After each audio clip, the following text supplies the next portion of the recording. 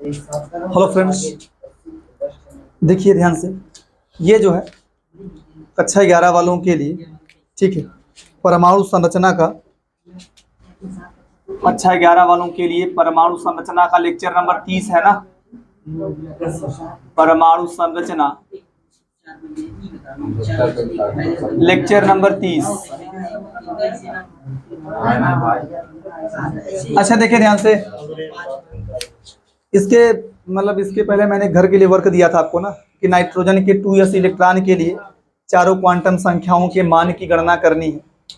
Nitrogen के 2s electron के लिए चारों क्वांटम संख्याओं के मान की गणना करनी है। तो देखो, अगर आप नाइट्रोजन का इलेक्ट्रॉनिक विन्यास करेंगे तो 1s2 2s2, 2s का मतलब दोनों इलेक्ट्रॉन के लिए निकालना है चारों क्वांटम संख्या। इसके बाद 2p3 आ जाएगा। इसके लिए क्या होगा, अगर आप निकाल लें पहले इलेक्ट्रॉन के लिए क्या होगा, पहले इलेक्ट्रॉन के लिए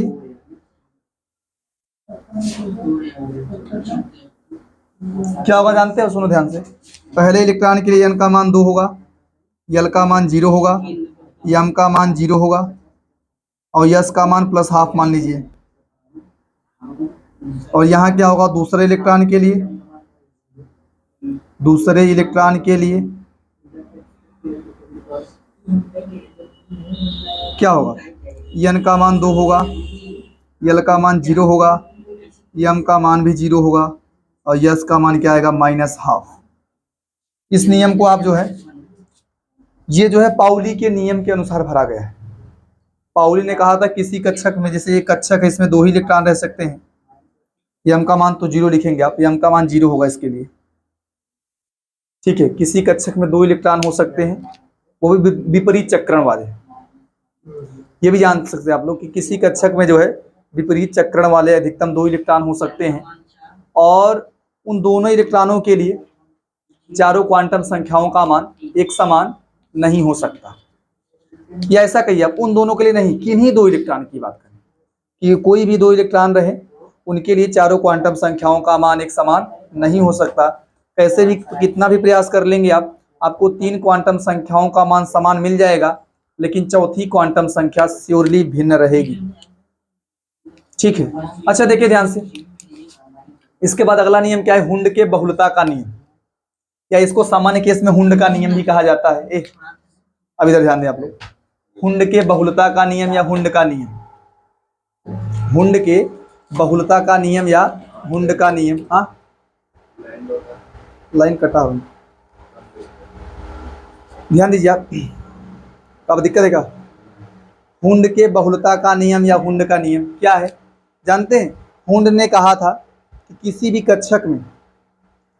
कक्षक में इलेक्ट्रॉन का जोड़ा बनना या युग्मन कह सकते हैं, इलेक्ट्रॉन का जोड़ा बनना या युग्मन, अंग्रेजी में बोलते हैं पेयरिंग, तब तक संभव नहीं होता जब तक जो है प्रत्येक कक्षक में समदिश चक्रण के एक एक इलेक्ट्रॉन न भर दिए जाए। फिर सुने आप लोग कि किसी कक्षक में इलेक्ट्रॉन का जोड़ा बनना तब तक संभव नहीं होता जब तक कि प्रत्येक कक्षक में समदिश चक्रण के एक एक इलेक्ट्रॉन न भर दिए जाएं। जिससे एग्जाम्पल, जैसे मान लो अगर यस कक्षक है तो उसमें तो एक ही कक्षक रहेगा, उसमें आप अगर एक इलेक्ट्रॉन है, दूसरा आएगा, दूसरा आपको जोड़ा बनाना पड़ेगा, बना देंगे जोड़ा। लेकिन अगर P बराबर हो गया, P के 3 कक्षक हैं और मान लीजिए आपको 2 या 3 इलेक्ट्रॉन भरना है, आपसे कहे कोई P2 भरो, P3 भरो, P4 भरो, ऐसा कोई कह दे। यदि आप P2 का मतलब 2 इलेक्ट्रॉन भरना चाहते हैं, एक उपकोष है, L बराबर 1 है और M के मान जो है 3 कक्षक मिला है, 3 कक्षक मिले हैं, इनमें इलेक्ट्रॉन भरना है। तो अगर 2 इलेक्ट्रॉन या 3 इलेक्ट्रॉन मान लो मिला हुआ है, 3 पहले बात करो अच्छे, अगर ये 3 इलेक्ट्रॉन मिला हुआ है, आप इसको ऐसे नहीं भरेंगे, ऐसे 1 2 3 ऐसे नहीं भरना है। कैसे भरेंगे आप, हाँ, पहले एक एक इलेक्ट्रॉन भर लेंगे, पहले समान चक्रण वाला एक एक इलेक्ट्रॉन भर लेंगे। और इसका मतलब ये नहीं कि केवल ऐसे ही भर सकते हैं आप ऐसा भी कर सकते हैं कि समान चक्रण वाला एक एक इलेक्ट्रॉन भर दीजिए, समान चक्रण वाला एक एक इलेक्ट्रॉन भर दीजिए। उसके बाद क्या बनाइए, जोड़ा।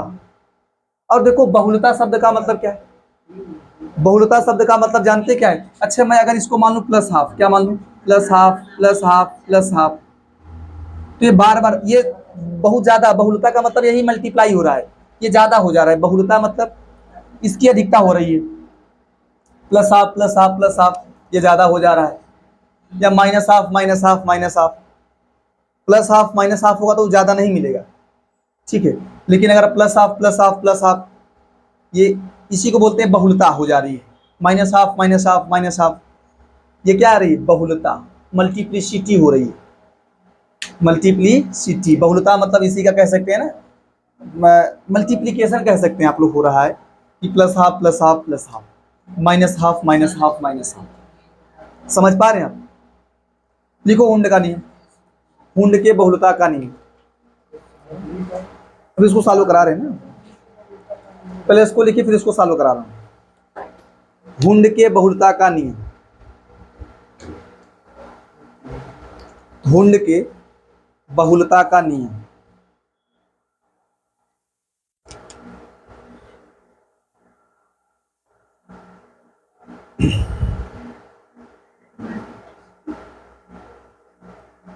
हुंड के बहुलता का नियम। देखो उसमें किसी कक्षक में इलेक्ट्रॉन का जोड़ा बनना या युग्मन, ब्रैकेट बोल दो पेयरिंग, किसी कक्षक में इलेक्ट्रॉन का जोड़ा बनना या युग्मन तब तक संभव नहीं होता, युग्मन तब तक संभव नहीं होता, युग्मन या जोड़ा बनना तब तक संभव नहीं होता जब तक कि प्रत्येक कक्षक में समदिश चक्रण के, प्रत्येक कक्षक में समदिश चक्रण के एक एक इलेक्ट्रॉन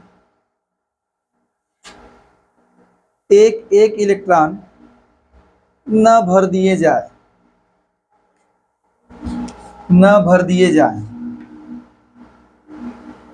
जैसे मान लो एग्जांपल मैंने बताया ना आपको, जैसे अगर P3 दिया हुआ है, P3, तो इसको कैसे भरेंगे, 3 कक्षक मिलेगा, जानते ही करते आप ना।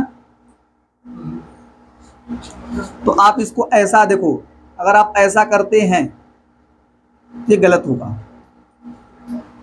सही क्या होगा, या तो आप ऐसे भरो,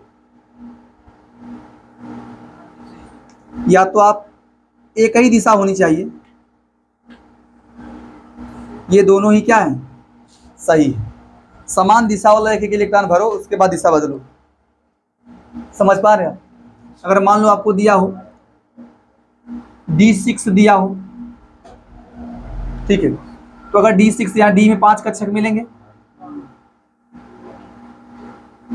1 2 3 4 5 कक्षक मिलेंगे।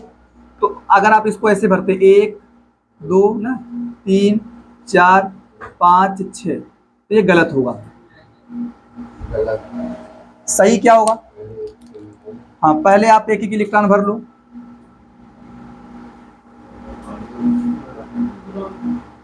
एक दो तीन चार, पहले आप एक इलेक्ट्रॉन भर लीजिए, उसके बाद जोड़ा बनाइए। समझ पा रहे हैं आप? इसको लिख लो फटाफट।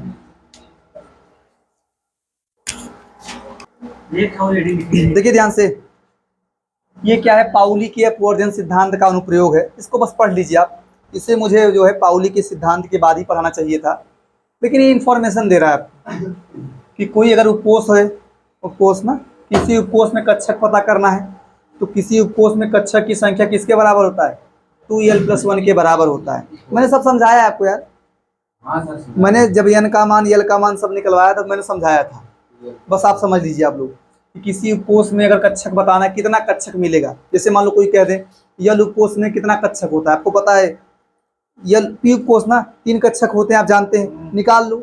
आपको आपने तो रटा भी है, आपने रट लिया है कि जो है एस उपकोष में 1 कक्षक होगा, पी उपकोष में 3 कक्षक होगा, डी उपकोष में 5 कक्षक होगा, एफ उपकोष में 7 कक्षक होगा। आप निकाल भी सकते हैं। मान लीजिए कोई कह दे कि डी उपकोष में कक्षक कितने होंगे, तो डी उपकोष के लिए एल का मान क्या लिखोगे, 2l + 2 ना।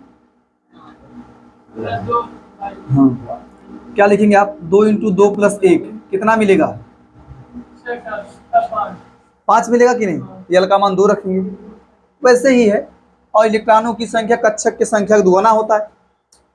वही तो होता है, एक कक्षक में 2 इलेक्ट्रॉन, एक कक्षक में 2, तो इसका दुगुना कर मतलब इसका मान कुछ मिलेगा, 5 कक्षक है 10 इलेक्ट्रॉन हो जाएगा। तो वही बताया गया है कि किसी उपकोष में कक्षकों की संख्या 2l + 1 के बराबर होता है, जबकि किसी उपकोष में इलेक्ट्रॉनों की संख्या जो होती है वो किसके बराबर होती है, 4l + 2 कर दो या 2 से गुणा कर लो पहले। ये उपकोष के संबंध में, उपकोष में कक्षक और उपकोष में इलेक्ट्रॉन बताना हो। हालांकि वास्तव में इलेक्ट्रॉन कक्षक में होता है, बात अलग है। अब इसके बाद देखो, बोल रहा है कि किसी कोष में अधिकतम उपकोष की संख्या, जैसे कोई कोष है उसमें कितने उपकोष मिलेंगे। जैसे मान लीजिए आपसे कोई कह दे n = 4 है, तो उसके लिए l का मान क्या मिलता है, 0 1 2 3। आपको याद है, l का मान उपकोष को दिखाता है। तो अगर n का मान 4 है तो यहाँ भी 4 उपकोष मिला है। ध्यान दो, अगर n = 4 होगा तो l का मान भी कितना मिलेगा, 4। लेकिन l का जो मान मिलेगा वो n के मान से क्या रहेगा, छोटा ही रहेगा। मान बराबर 4 यहाँ है, 4 मान मिलेंगे, 3 यहाँ रहेगा। जैसे अगर n = 3 है तो यहाँ 0 1 2 मिलेगा, 3 मान यहाँ भी मिलेगा। अगर n = 2 है तो 0 1 मिलेगा। मान रहेंगे, लेकिन इसका जो पूरा मान होगा, जिसमें जो अंक मिलते हैं उसका जो वैल्यू होगा वो इससे क्या रहेगा, कम। तो यही बता रहा है, ध्यान दो। तो ये लिखा, किसी कोष में अधिकतम उपकोषों की संख्या जो है यल के बराबर होती है, यल का जितना मान होगा। ठीक है, ये रुको पहले यार,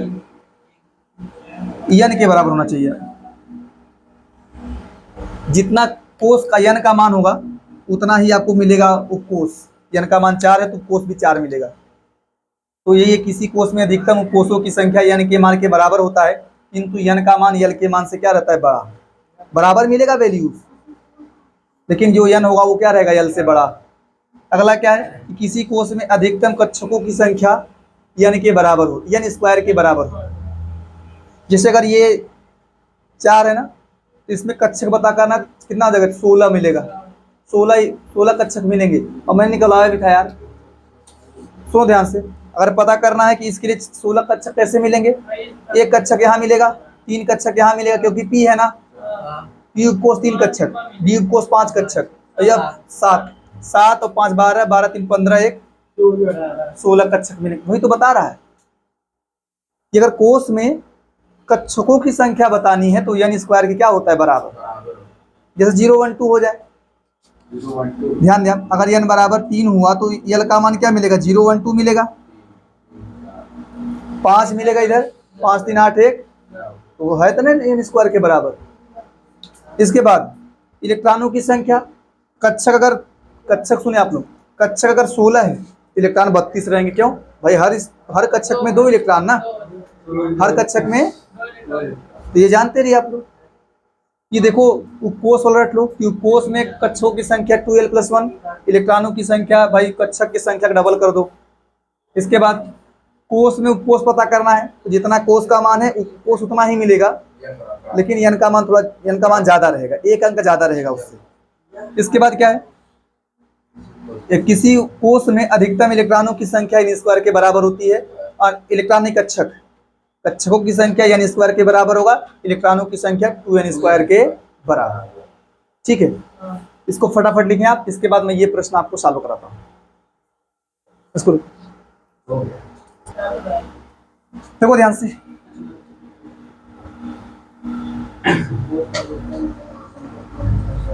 अब इन प्रश्नों को सॉल्व किया जाए।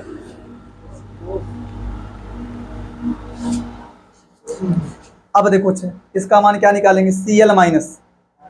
देखो अगर Cl- का इलेक्ट्रॉनिक विन्यास करना है, प्लस या माइनस आए, तो देखो इलेक्ट्रॉनिक विन्यास जब भी करते हैं वो करते हैं इलेक्ट्रॉनों के लिए। और मैं इलेक्ट्रॉनिक विन्यास की परिभाषा लिखाना भूल गया आपको, चलो लिखवा दूंगा बाद में आपको। मैंने बताया था कि कक्षक में किसी परमाणु के विभिन्न कक्षकों में इलेक्ट्रॉन का वितरण, कक्षकों में इलेक्ट्रॉन अगर भर दिए जा रहे हैं उसी को क्या बोलते हैं, भराव। हाँ, वितरण कहिए चाहे भराव कहिए, वही इलेक्ट्रॉनिक विन्यास कहलाता है।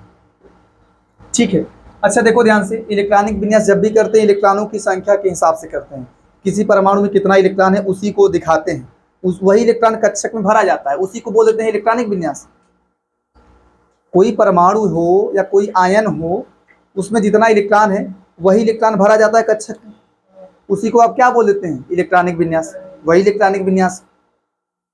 तो ध्यान दें आप, इलेक्ट्रॉनों की संख्या के लिए ही इलेक्ट्रॉनिक विन्यास किया जाता है, इलेक्ट्रॉनों की संख्या के हिसाब से। तो अगर आप जब भी इलेक्ट्रॉनिक विन्यास करें, इलेक्ट्रॉनों की संख्या को फोकस करो। जैसे आपसे कोई कह दे कि Na+ का इलेक्ट्रॉनिक विन्यास क्या करेंगे, सोडियम का इलेक्ट्रॉनिक विन्यास क्या करेंगे, सोडियम का क्या लिखेंगे। देखो सोडियम में 11 इलेक्ट्रॉन है, परमाणु क्रमांक 11 है, 11 इलेक्ट्रॉन है, तो इसका 1s2 2s2 2p6 3s1 होगा, 1s2 2s2 2p6 3s1। लेकिन इसका 10 तक ही करेंगे आप, 11 तक नहीं करेंगे। 1s2 2s2 2p6। अगर आपसे कोई कह दे, देखो कोई कह दे Al++ का इलेक्ट्रॉनिक विन्यास करो, तो हाँ अगर एल्यूमिनियम का करेंगे आप तो 1s2 2s2 2p6 3s2 3p1 3s2 3p1। लेकिन जब आप इसका करेंगे 10 इलेक्ट्रॉन के लिए ही करेंगे, 10 के लिए 1s2 2s2 2p6। वैसे ही अगर आपसे Cl का कहा जाए, हाँ, तो 1s2 2s2 2p6 3s2 3p5, ये 17 होगा। 1s2 2s2 2p6 3s2 3p5, ये 17 तक होगा। लेकिन अगर Cl- बोल दे तो यहाँ 18 हो गए हैं, अभी 3p6 हो जाएगा। कोई बोल दे H+- उसका भी वही होगा, 18 है। कोई बोल दे P≡, उसका भी क्या होगा, 18। कोई बोल दे K+ उसका भी वही होगा, सेम इलेक्ट्रॉनिक विन्यास। 18 इलेक्ट्रॉन ही तो मिल रहे हैं, सबका आएगा 3p6। अगर आपसे कोई कह दे Ca++, इसका भी क्या आएगा, 3p6। समझ पा रहे हो? तो थोड़ा जानते रहो इलेक्ट्रॉनिक विन्यास, आसान बनाइए आप। ठीक है। अच्छा आपसे कोई कह दे Zinc++ का इलेक्ट्रॉनिक विन्यास करो,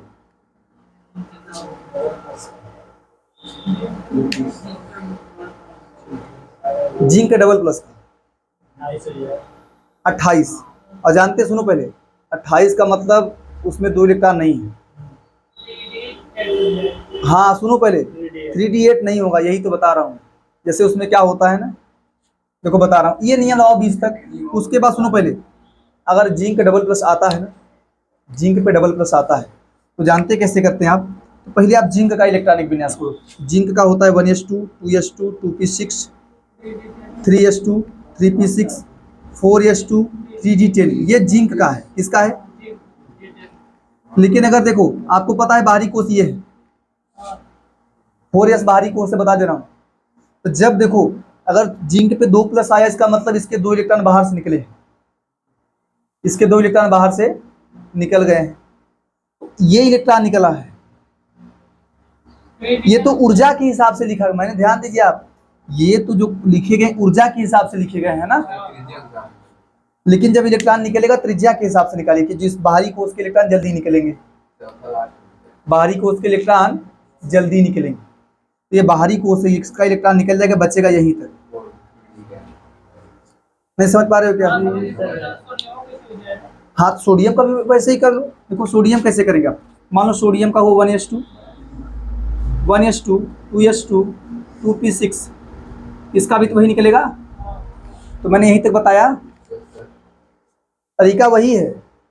वहाँ मैंने तुमको शॉर्ट में बता दिया, सीधा बता दो ऐसे ही, लेकिन यहाँ वैसे मत बताइए आप। जब इलेक्ट्रॉनों की संख्या जो है 20 से ज़्यादा हो जाए तो वैसे मत बताया करो, 20 से अधिक होगा तो वो मत बताया करो। 20 से अधिक जान लो, अगर आप 20 से अधिक लगा रहे हैं, हाँ, तो फिर जान लो कि भाई इलेक्ट्रॉन बाहरी कोष से निकालना है। वहाँ भी बाहरी कोष से निकलता है, अगर सही से नियम लगाएंगे तो यहाँ भी बाहरी कोष में ही इलेक्ट्रॉन जुड़ेगा, बाहरी कोष से ही इलेक्ट्रॉन जुड़ता है, बाहरी कोष से ही इलेक्ट्रॉन निकलता है और बाहरी कोष में ही इलेक्ट्रॉन जुड़ता है। जैसे अगर मैं बोलूँ Cl-, जानते क्या होता है, Cl का इलेक्ट्रॉनिक विन्यास होता है, क्लोरीन का इलेक्ट्रॉनिक विन्यास होता है 1s2 2s2 2p6 3s2 3p5। जब Cl- आएगा तो यहाँ बाहर एक इलेक्ट्रॉन जुड़ के कितना हो जाएगा, मैंने वही आपको बताया है। चाहे आप इसी नियम को लेकर चलो, ये सब पे लागू हो जा रहा है। आप इसी नियम को फॉलो करते हुए चलिए। समझ पा रहे हो कि नहीं यार? आप इसी नियम को फॉलो करो, ठीक है। अच्छा देखो ध्यान से, मिटा दो मैं इसको। वहां प्रश्न पूछा है Cl माइनस के 15वें, 17वें और 18वें इलेक्ट्रॉन के लिए चारों क्वांटम संख्याओं का मान बताना है। तो पहले आप Cl माइनस का इलेक्ट्रॉनिक विन्यास कीजिए। Cl माइनस का क्या होगा पता है ना? पहले Cl करो, तुम्हारा मन शुरू से यही करो। Cl का 1s2 होता है, 2s2, 2p6, 3s2, 3p5, ये Cl का है। लेकिन अगर Cl माइनस आता है ना, अगर Cl माइनस होगा तो वहाँ क्या होगा? 1s2, 2s2, 2p6, 3s2, 3p6, ये Cl माइनस का है। अब यहाँ इलेक्ट्रॉनों की संख्या टोटल 18 है, बता दे रहा हूँ, तभी वही भरा गया है। माइनस का मतलब है किसने बाहर से लिया है, 18 हुआ इलेक्ट्रॉन।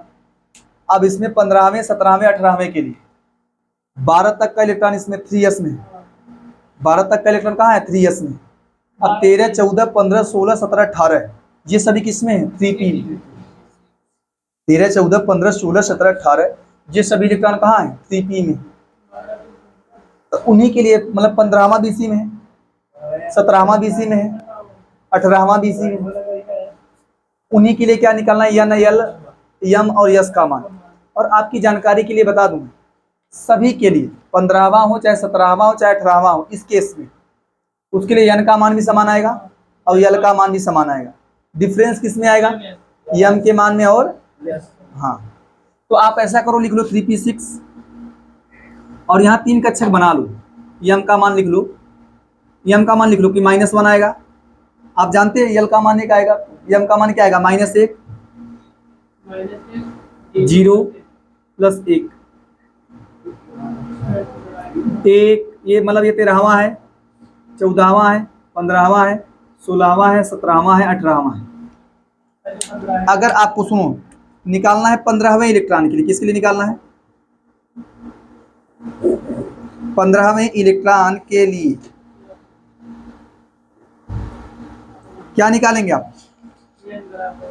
एन का मान 3, एल का मान 1, यहाँ एम का मान देखो क्या है? 15वां है ना?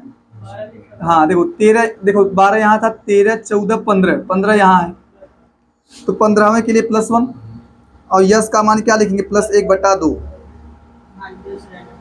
अरे यार कौन स्पिन बा, माइनस लिख सकते, इसी बात नहीं बा, फिर तब उसके लिए प्लस लिखना पड़ेगा। ऐसा आप स्वतंत्र हैं, आप जानते हैं। अच्छा देखो, मैं बात करूं किसके लिए? 17वें के लिए, 17वें इलेक्ट्रॉन के लिए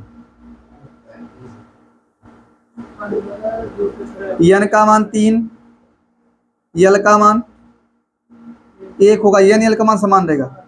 एम का मान देखो 15 है ना, 13, 14 ना, 15, 17 का ये आएगा। अरे यार 13 ये हो, 14, 15, 16, 17, 17 यहाँ बना है, सही जोड़ा है। और यस का मान का लिखे -1/2, -1/, ध्यान से इसको देखो, ये बड़ी कंफ्यूजिंग पॉइंट हो जाएगी आपके लिए अगर समझेंगे नहीं तब। 18वें इलेक्ट्रॉन के लिए क्या होगा? इलेक्ट्रॉन के लिए एन का मान देखो, एन का मान 3, एल का मान 1, एम का मान देखो 18वां यहाँ है, एम का मान +1 और यस का मान -1/2। इसको फटाफट लिखो।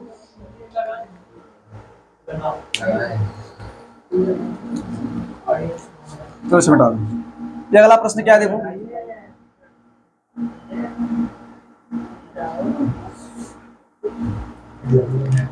अगला प्रश्न देखिए आप, कैल्शियम डबल प्लस दिया है ना,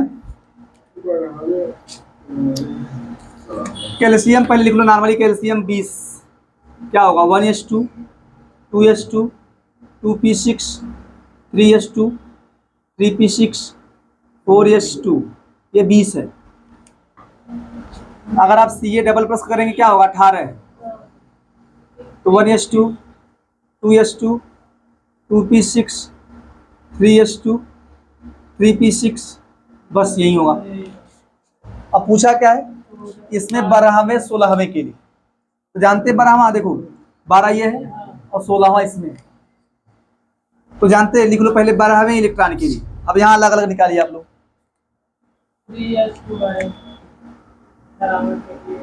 12वें इलेक्ट्रॉन के लिए 3s2 होगा, n का मान 3, l का मान 0, m का मान 0। लेकिन देखो भरा लो कक्षक, ये पहला है, ये दूसरा, ये 12वां है, ये 11 वाला है और ये कौन सा है 12 वाला है। तो यस का मान क्या लिखेंगे -1/2। अगला क्या निकालेंगे 16वें इलेक्ट्रॉन के लिए,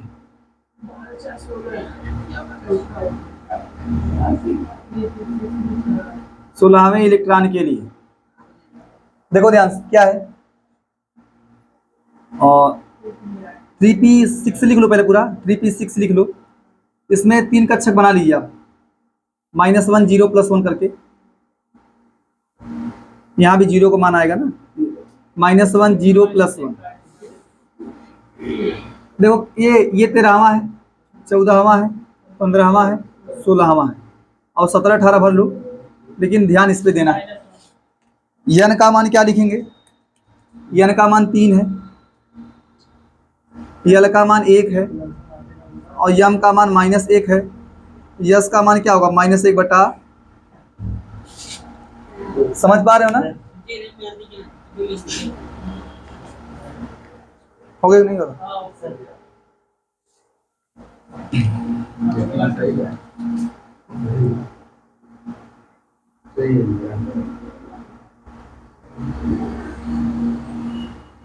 अगला प्रश्न देखिए, ये प्रश्न बढ़िया है।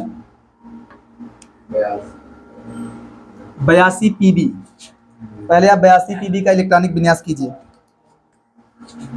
82 PB 1s2 2s2 2p6 3s2 3p6 4s2 3d10, ये 30 तक हुआ है बता रहा हूँ।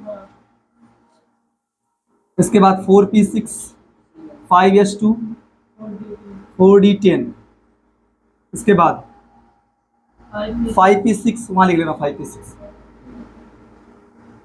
6s2 4 या 14, ये 70 तक हुआ है।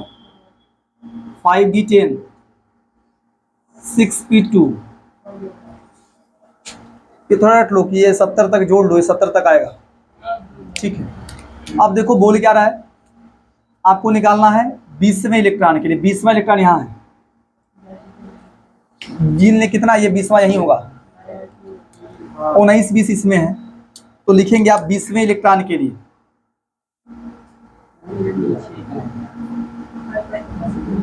इलेक्ट्रॉन के लिए क्या लिखेंगे आप, 6p2 है ना, मतलब नहीं 4s2 है ना, m का मान 0 लिखेंगे, और यहाँ जो है 20वां ये है, तो लिख लो n का मान 4 है, l का मान 0 है, m का मान 0 है, यस का मान -1/2। इसके बाद अगला निकाल लो 30वें के लिए, 30वें इलेक्ट्रॉन के लिए क्या निकालेंगे आप, 3d10 होगा, 10 वाला जो 10 वाला 30वां होगा, 9 वाला नहीं, 3d10 जो होगा वही 30वां होगा। तो आप देखो 3d10 है, m का मान -2 -1 0 +1 +2, ये बात ना करें आप लोग, जानते हैं। देखो ये कैसवा है, ये कोमल को कहाँ देखो वाला यार, ब्लू वाला कहाँ है, स्टॉप करो देखो,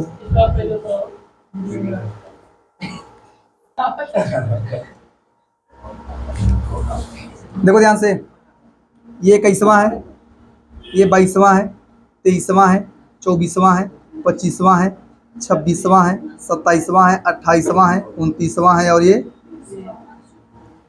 इसी के लिए निकालना है।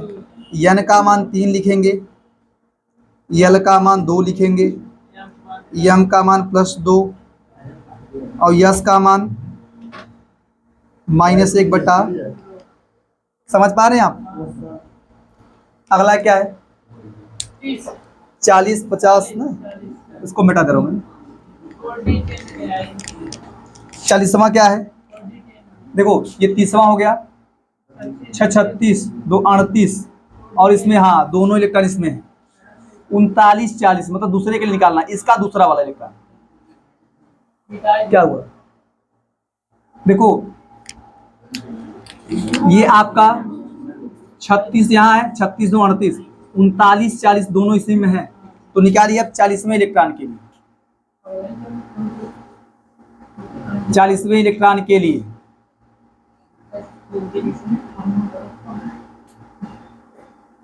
क्या निकालेंगे? देखो लिख लो 4d10,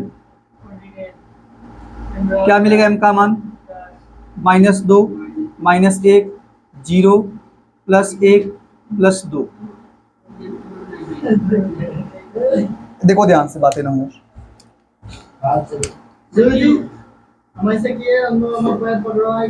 अच्छा देखो ये 39 ये 40 इसी के निकालना है, 41 10 इलेक्ट्रॉन भरो, 42 43 भर लो पूरा, कोई दिक्कत नहीं है, बस इससे मतलब रखें आप। तो देखो यम का मान क्या मिलेगा? यन का मान 4, यल का मान 2, यम का मान -1, यस का मान -1 बटा, अरे +1 बटा 2 कर दीजिए। अच्छा देखो ध्यान से, इसके बाद 50वां है ना, 50वें इलेक्ट्रॉन के लिए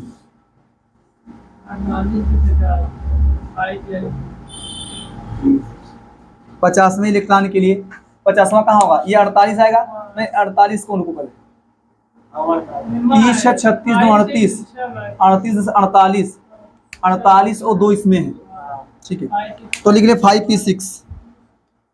क्या लिखेंगे आप? 5p6। 5p6 में p2 के लिए निकालना है, ठीक है। तो देखो यम का मान क्या लिखेंगे?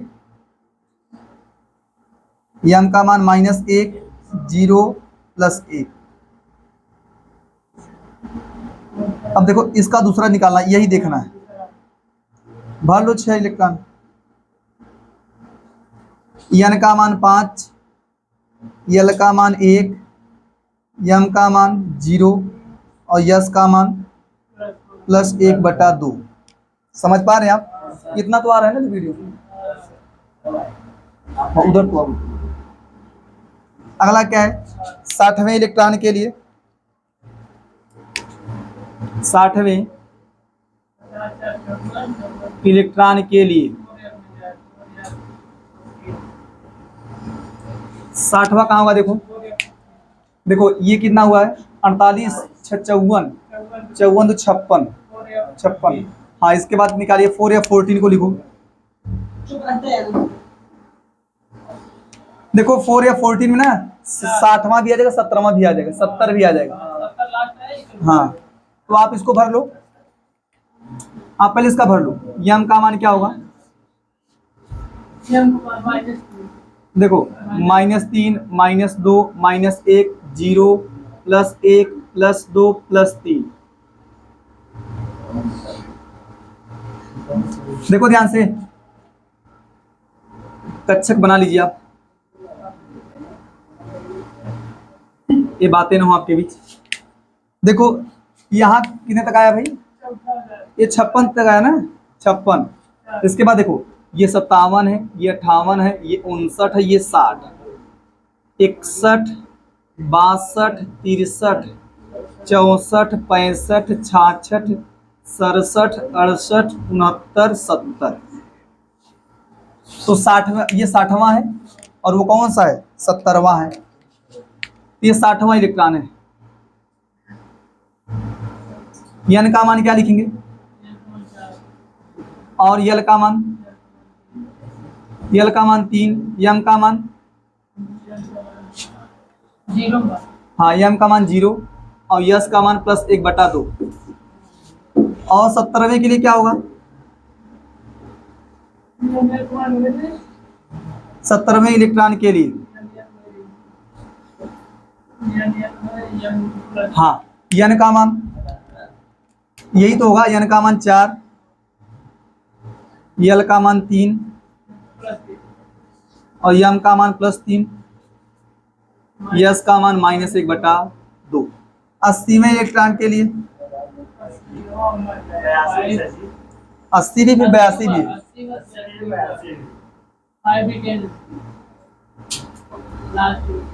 80 के लिए क्या लिखेंगे, 5d10 आएगा ना, जो 10 वाला होगा वही 80वां होगा।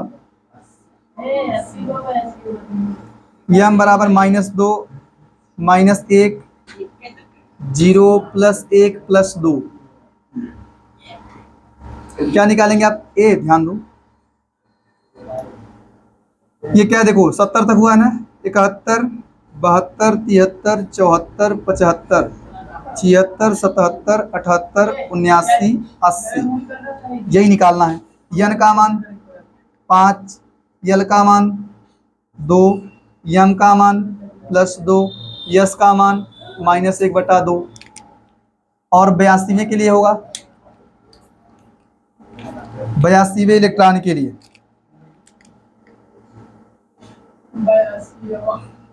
6 इलेक्ट्रॉन के लिए 6p2 क्या होगा, m का मान -1 0 +1, ये देखो ये 81 है, ये 82 है। n का मान 6, l का मान 1, m का मान 0, s का मान +1/2। क्लियर है आप, वीडियो को नहीं ये लिख लो, इसको लिखे, मैं घर के लिए प्रश्न दे रहा हूँ, 2 घर के लिए लगा क्या होगा, ठीक है।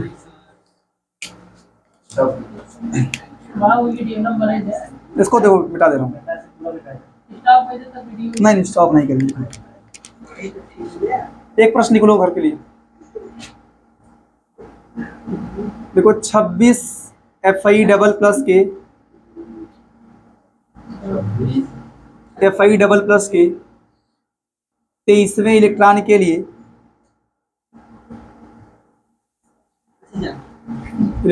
लिए चारों क्वांटम संख्याओं के मान की गणना करें।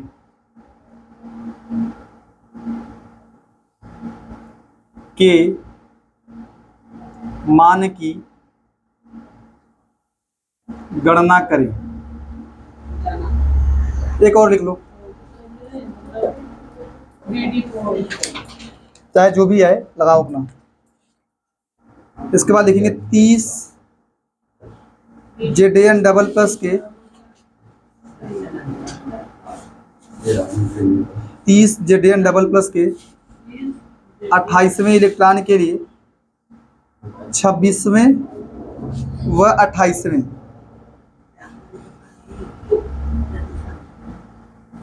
इलेक्ट्रॉन के लिए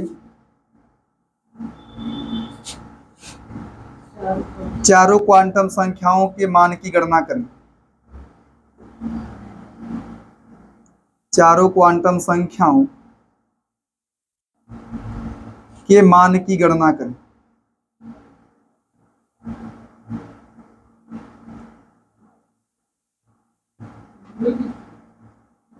ठीक है, यही 2 प्रश्न है, घर से लगा के आया।